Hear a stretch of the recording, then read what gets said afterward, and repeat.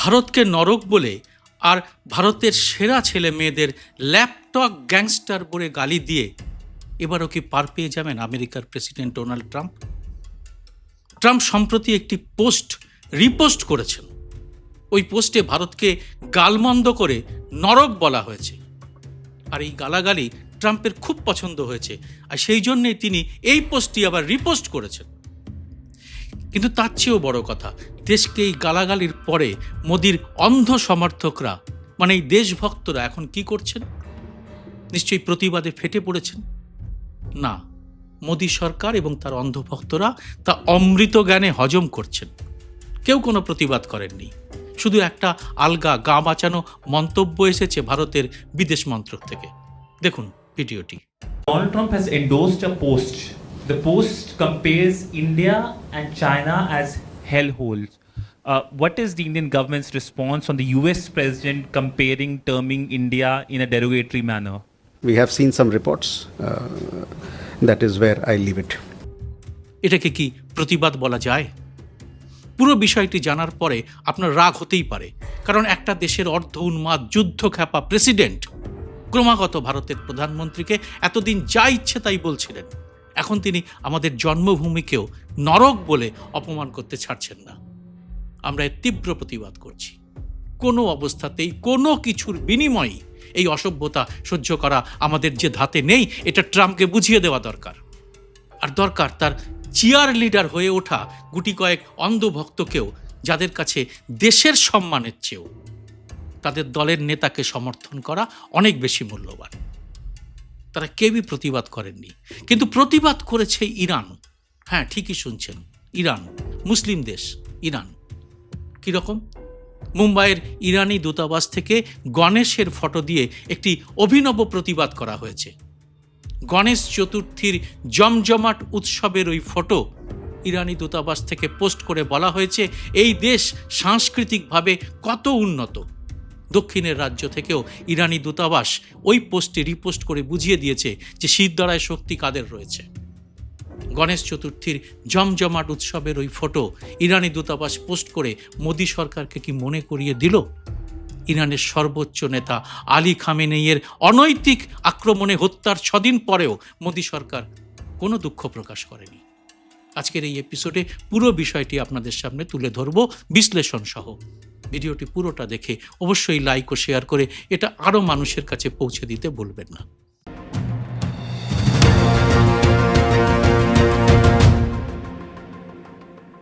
নমস্কার, সবাইকে স্বাগত। আমি সুব্রত বসু।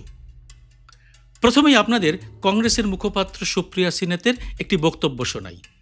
তিনি এই বক্তব্যে মোদিকে মনে করিয়ে দিয়েছেন জননী জন্মভূমিশ্চ স্বর্গাদপি গরীয়সী, অর্থাৎ মা এবং জন্মভূমি স্বর্গের থেকেও শ্রেষ্ঠ। नरेंद्र मोदी के मित्र और अमेरिका के राष्ट्रपति उनके फ्रेंड डोनाल्ड ट्रंप ने भारत को हेल होल कहा है, मतलब नरक जहन्नुम कहा है।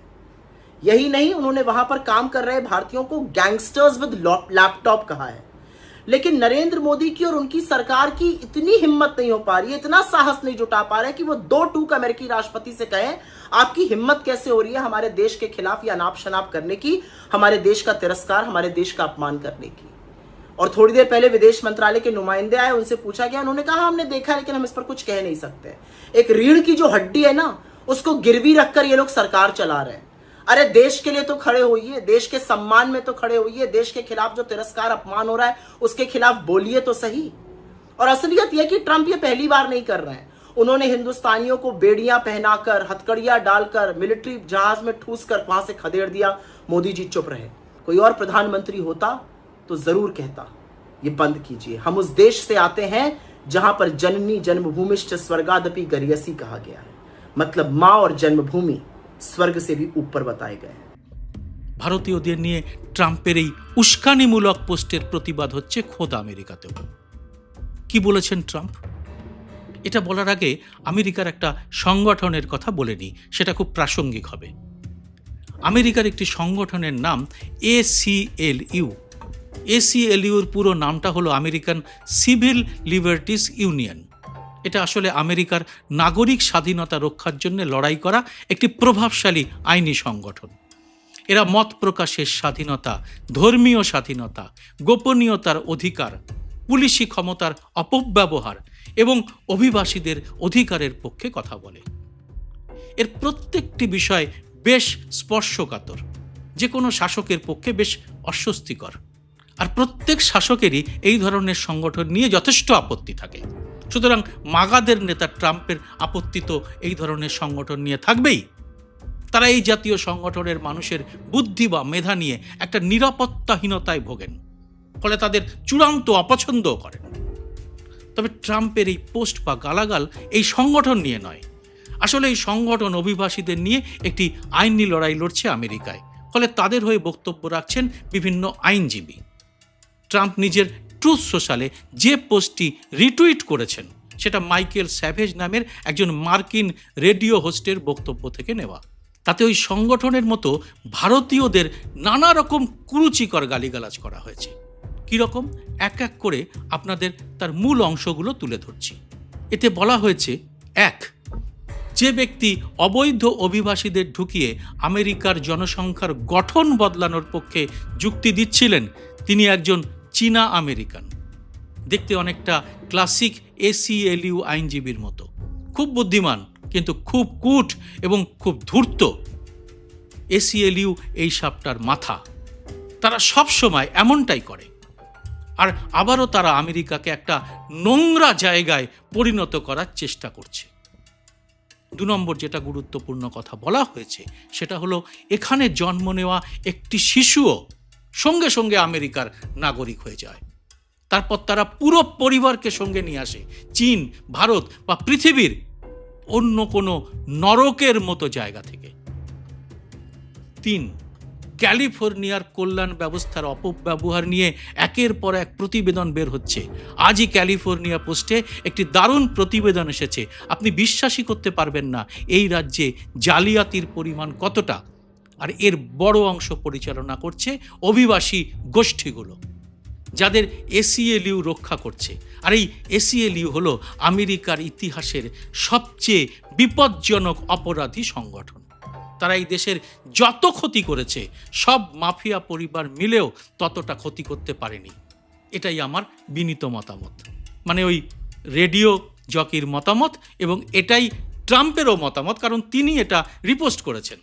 এরপরে তিনি যেটা রিপোস্ট করেছেন তাতে বলা হচ্ছে, ল্যাপটপ হাতে গ্যাংস্টাররা আমাদের লুট করেছে, অন্ধ করেছে, দ্বিতীয় শ্রেণীর নাগরিকদের মতো ব্যবহার করেছে, আমাদের মুখে থুতু মেরেছে, ইত্যাদি ইত্যাদি। চতুর্থ যে কথাটা বলা হয়েছে সেটা হচ্ছে, ACLUর আইনজীবী ওয়াং আমাদের জাতীয় পরিচয় ধ্বংস করতে চাইছে, আমাদের চীনের উপনিবেশে পরিণত করতে চাইছে। এবং এটা শুধু চীনের ব্যাপার নয়, এটা ভারতের ক্ষেত্রেও প্রযোজ্য। 5ম যে কথাটি বলা হয়েছে সেটা হলো, ক্যালিফোর্নিয়ার হাইটেকে আপনি কোনো চাকরি পাবেন না, আপনার সম্ভাবনা শূন্য। আপনাকে ভারত বা চীন থেকে আসতে হবে, কারণ প্রায় সব অভ্যন্তরীণ ব্যবস্থাই ভারতীয় এবং চীনারা তৈরি করেছে। হ্যাঁ, ভারতের সঙ্গে সঙ্গে চীনের প্রসঙ্গও এসেছে, কিন্তু চীনের সঙ্গে শুল্ক যুদ্ধের সময় দেখা গেছে একেবারে উপর মহল থেকে এর তীব্র প্রতিবাদ এসেছে। তারা লড়েছে একেবারে চোখে চোখ রেখে। কিন্তু ভারতের ক্ষেত্রে তা নয় কেন? কেন চুপ মোদি বা তার সরকার? একটু ভেঙে ভেঙে বিষয়টা বোঝার চেষ্টা করি। ট্রাম্পের ওই পোস্টে ভারতকে নরক বলা হয়েছে বলে দাবি করা হয়েছে। একই সাথে প্রবাসী ভারতীয়দের ল্যাপটপ গ্যাংস্টার বলে উল্লেখ করা হয়েছে। অর্থাৎ ভারত সম্পর্কে এতটা অপমানজনক ভাষা বলা হয়েছে একেবারে নির্দ্বিধায়। ভারতীয়দের দক্ষতাকে খাটো করার চেষ্টা কি নজরে পড়েনি মোদী সরকারের, জয়শঙ্কর বা অন্যদের? ল্যাপটপ গ্যাংস্টার মানে কি? কূটনীতিকরা বলছেন এই শব্দ প্রবাসী ভারতীয়দের জন্য বিপজ্জনক, কারণ এতে তাদের ইমেজ ক্ষতিগ্রস্ত হতে পারে, তাদের বিপদ বাড়তে পারে। টেক কোম্পানিগুলিতে শয়ে শয়ে ভারতীয়রা কাজ করেন। শুধু তাই নয়, মোদি যদি এর কোনো প্রতিবাদ না করেন, এ নিয়ে যদি কোনো কূটনৈতিক কথাবার্তা না চালান, তবে তাদের জন্য নিরাপত্তার ঝুঁকিও তৈরি হয়ে যেতে পারে। ল্যাপটপ গ্যাংস্টার কাদের বলা হচ্ছে? তারা কি শুধু সত্য নাদেলা, সুন্দর পিচাই, অজয় বাঙ্গা, না হাজারে হাজারে আমেরিকায় চাকরি করে দেশে ডলার পাঠানো ছেলে মেয়ে? মানে বিশ্ব অর্থনীতি এবং প্রযুক্তি চালাচ্ছেন যেসব ভারতীয়রা, তারা সব গ্যাংস্টার। প্রবাসে সাধারণ যে ভারতীয় চাকরি করছেন, দেশে পাঠাচ্ছেন বহুমূল্য ডলার, তিনি গ্যাংস্টার। মজার ব্যাপার এটা, যদি ভারতীয়রা দেশে ফিরে আসে, আমেরিকার টেক সেক্টরে বড় ধাক্কা আসবে, সফটওয়্যার ইন্ডাস্ট্রি সমস্যায় পড়বে, আর ভারতও সমস্যায় পড়বে ডলারের আমদানি বন্ধ হওয়ায়। কিন্তু তা নিয়ে একেবারে চুপ আমাদের দেশের সরকার। একবার নিজের দেশের দিকে তাকিয়ে দেখুন আর ভাবুন গোবর বুদ্ধির এইসব অন্ধভক্তদের কথা। উত্তর আশা করি পেয়ে যাবেন। কি রকম? ট্রাম্প ভোটের সময় তার মাগা সমর্থকদের চাগানোর জন্যে অভিবাসী ইস্যুটাকে বড় করে তুলেছিলেন। সোজা বাংলায় মাগা সমর্থকদের মনের কথাটাই ছিল ট্রাম্পের মন কি বাত। তা হলো বাইরের এই নাগরিকরা আমেরিকায় এসে সব চাকরি খেয়ে ফেলছে। ঠিক যেমনটা ভারতে আমাদের মোদি বা অমিত শাহরা বলেন, বহিরাগত অনুপ্রবেশকারীরা, রোহিঙ্গারা, এরা এসে আমাদের সমস্ত সুবিধা ছিনিয়ে নিচ্ছে। এরপরে তারা আমাদের ঘর দোর সব দখল করে নেবে, হিন্দু খাতরে মে হ্যায়। আর ট্রাম্পও একই সুরে বলেন ভারতীয় এবং চীনা অভিবাসীদের জন্য আমেরিকার সাদারা খতরে মে হ্যায়। একই ন্যারেটিভ। আর ভারতকে গালমন্দ করা ওই পোস্টে আশ্চর্যজনকভাবে উঠে এসেছে উত্তরপ্রদেশের মুখ্যমন্ত্রী যোগীর সেই 80-20 অনুপাতের ন্যারেটিভও। ওই পোস্টে বলা হচ্ছে আমেরিকার জনগণের এ ব্যাপারে সিদ্ধান্ত নেওয়া উচিত, নাগরিকরাই সিদ্ধান্ত নেবেন। ওই পোস্টে বলা হয়েছে, আমি জানি মানুষে নিয়ে কি ভাবেন, এটাও 80-20। হ্যাঁ, অবশ্যই এ বিষয়ে আমাদের একটা জাতীয় গণভোট হওয়া উচিত। কি একই ন্যারেটিভ বলে মনে হচ্ছে না? কিন্তু মোদির মুখে এ নিয়ে আর কোনো কথা নেই। ইসরায়েলকে অস্ত্র সাহায্যের জন্যে রাষ্ট্রপুঞ্জ থেকে এখন আঙুল উঠতে শুরু করেছে ভারতের দিকে। অথচ বাংলাদেশ যুদ্ধ বা মধ্যপ্রাচ্যের যুদ্ধে একসময় ভারতের রাজনৈতিক অবস্থান ছিল অত্যন্ত গুরুত্বপূর্ণ। এখন ওই জায়গা নিয়ে ফেলেছে পাকিস্তান। তারা এগিয়ে যাচ্ছে শান্তি চুক্তিতে। বিশ্বগুরুর মুখে এ নিয়ে কোনো কথা নেই। আর এবার ভারতকে নরক বলে দিয়েছেন ট্রাম্প। দেশভক্তদের মুখে কুলুপ। ঠিক 1 বছর আগে গত 22শে এপ্রিল পহেলগামে 26 জন নিরীহ পর্যটকের হত্যার ঘটনা ঘটেছিল। তারপরে অপারেশন সিন্দুর। এরপর ট্রাম্প প্রায় 70-75 বার দাবি করেছেন তিনিই যুদ্ধবিরতি ঘটিয়েছিলেন। কিন্তু মোদি তা নিয়ে উচ্চবাচ্য করেননি। আরেকটু পিছিয়ে যাই। আমেরিকার প্রেসিডেন্ট হয়ে ট্রাম্প তথাকথিত অবৈধ অভিবাসীদের ভারতে ফেরত পাঠিয়েছিলেন কোমরে দড়ি আর পায়ে শেকল পরিয়ে, হাত বেঁধে। না, কোনো প্রতিবাদ করেননি মোদি। উল্টে জয়শঙ্কর সংসদে দাঁড়িয়ে এই ঘটনাটিকে জাস্টিফাই করেছিলেন। তখনও অন্ধভক্তরা চুপ করেছিলেন। কিন্তু এখন পুরো বিষয়টা ইরান যুদ্ধের মধ্যেও ভারতের কাছে কেন গুরুত্বপূর্ণ? প্রথমত, অন্য দেশের ব্যাপারে কি বলা হলো সেটা খুব বড় বিষয় নয়। কিন্তু যখন আমেরিকার প্রেসিডেন্ট সরাসরি ভারতকে অপমান করেন, নরক বলেন, তখন কি সেটা কূটনৈতিকভাবে বড় ইস্যু হয়ে ওঠে না? দেশের সম্মানের প্রশ্ন কি সেখানে ওঠে না? অথচ মোদী সরকারের প্রতিক্রিয়া কি? এখনো পর্যন্ত প্রায় পূর্ণ নীরবতা। তার কারণ কি 3টে সম্ভাবনা হতে পারে। 1, সরকার বলতে চায় না, ভয় পায়। 2, সরকার বলতে পারছে না, কিছু খুঁটতে কেউটে বেরোতে পারে বলে। এবং 3, স্বয়ং প্রধানমন্ত্রী বলার অবস্থাতেই নেই। কিন্তু এই 3টির কোনোটাই কি দেশের জন্য ভালো? আসলে মোদী সরকার চলছে পুরোটাই একটা প্রোপাগান্ডায়। যেমন এই মুহূর্তে ধুরন্ধর 2। এর আগে মনে করে দেখুন, শুল্ক যুদ্ধেও কি ধরনের প্রোপাগান্ডা করেছিল মোদী সরকার। সরকার বলেছিল শুল্ক 50% থেকে কমিয়ে 18% করা হয়েছে। আসলে আগে ট্যারিফ ছিল মাত্র 3%, সেটা বেড়ে যে 18% করা হলো সেটা বলাই হলো না। অর্থাৎ বাস্তবে ভারতের ক্ষতি হলো, কিন্তু সেটাকে সাফল্য হিসেবে প্রচার করা হলো। এটাই একটা প্যাটার্ন। বারবার অপমান করা হচ্ছে, অথচ বারবার নীরবতা, আর কখনোই এর কোনো ব্যাখ্যা না দেওয়া। আসলে সবটাই কি সেই ভেসে যাচ্ছে দুটো ফাইলেই, আদানি এবং এপস্টিন। ইরান মাথা উঁচু করে লড়তে ভয় পায় না, সবাই দেখছে। চীন সবসময় কড়া প্রতিক্রিয়া দিচ্ছে, আর মোদি কিন্তু চুপ। ভারতের এই অপমান নিয়ে বারবার মুখ খুলেছেন একসময় মোদির ঘনিষ্ঠ সেনাকর্তা জিডি বক্সি। তিনি বলেছেন, আমরা কেন আমেরিকার চিয়ার লিডার হতে যাব? একই কথা অনেক প্রাক্তন সেনাকর্তারও। তারা বলছেন আমেরিকা আমাদের ক্ষতি ছাড়া কোন উপকারটা করে, আর দেশের এই অপমান কেন মানব আমরা? এ ব্যাপারে আপনারা কি বলেন জানান কমেন্ট বক্সে। জয় হিন্দ, সত্যমেব জয়তে। স্বাধীন সাংবাদিকতার পাশে থাকার জন্য চ্যানেলটি সাবস্ক্রাইব করে নোটিফিকেশন বেলটি অবশ্যই চালু করে রাখুন।